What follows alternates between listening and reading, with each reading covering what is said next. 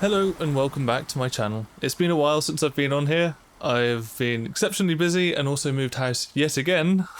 I swear every single time I do a video there is a new studio location. But hopefully this one's going to be pretty permanent, at least for the foreseeable future anyway. It's teeming down with rain outside and I didn't fancy doing nothing this weekend, so I've decided to do a quick off-the-cuff video talking about a newish product which is got to be among the most elusive to find as an orchestral composer or anyone that works with VSTs that need modulation. I am talking, of course, about the MIDI controller. And I've got a new one here which I'm going to do a quick review on because there is very little online about it, so I thought I'd go through what I think quickly. It's this. The VS Faderbox by Native VS. To my knowledge, it's just this small company based in the UK. I'm fairly certain it's just one guy that builds these and then sells them. And the only reason I found out about it was because of another composer called Dan Keane, who did a very nice video about it on his channel.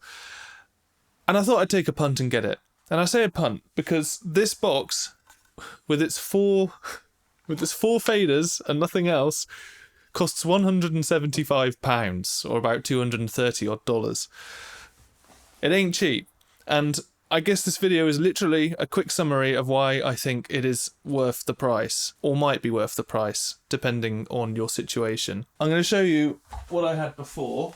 So for about £180, I bought this. This is the Icon Platform X MIDI controller. I think it was about £175, might have been a bit more.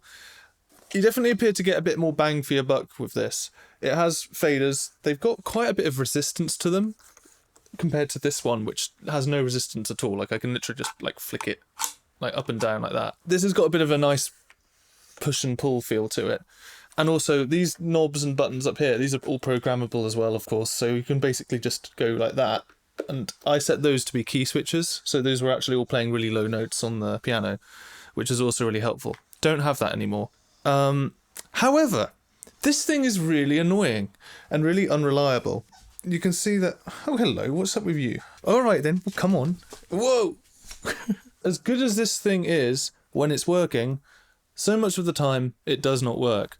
And the reason I actually came to the point of just giving up on it completely was that this first one, which I programmed to be the mod wheel, to stop working completely. There's quite a lot of other faders there, isn't there? Why didn't I just program another one? I don't own a PC, and the only way you can program this is with a PC program. Aside from that, it would literally decide when it wanted to work. So you turn on Logic, it would be there sometimes, other times it wouldn't. And this is why this thing became a lot more of an attractive proposition. Because when you get to the stage where you are writing every day and you've got deadlines to hit, I actually had one commission recently where I had to do a full demo in a day. You can't afford to be waiting around for this stuff to start working. There's other options out there as well. I know that there's one by Behringer, which people use quite often, but it's huge. I've never used it myself. People say that the Korg Nano control is really good as well, and that's really cheap. So if you're starting out, that's probably the best choice. But the thing is, it's tiny.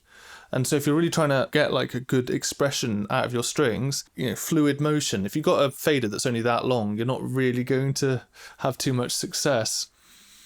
So what do I think about this, basically? Let's keep this short and sweet. What do I think about this? Form factor's nice. It's very nice and neat. USB powered. It sits on the desk. Looks very nice next to my stuff. There's not been a single time when I've turned on the computer and it's had a moment. I'm guessing, unlike this, which has got a load of stuff in it and a bit more complicated, this is just absurdly simple. So do I think the VS Faderbox is worth it? If we're looking at it in terms of materials, etc., it's a lot of money for what it is. Bearing in mind, though, that this is one guy building this from scratch on his own. Okay, goodbye then. I do predict, though, that this will last quite some time, given that it seems so well made. And then if you think about it in terms of cost per use versus just the upfront cost, this thing will actually end up probably being better value than something that costs very little but only lasts about a year. Or something that's expensive and only lasts about a year. But more importantly than that, this thing has worked every time I've used it. I haven't had to spend any time faffing around trying to get it to work. And as a result, I can say with some degree of safety that in exchange for a fairly hefty asking price, I've received something far more valuable. Time. That having been said, I will wrap up this review here. If you have any questions, drop me a comment down below.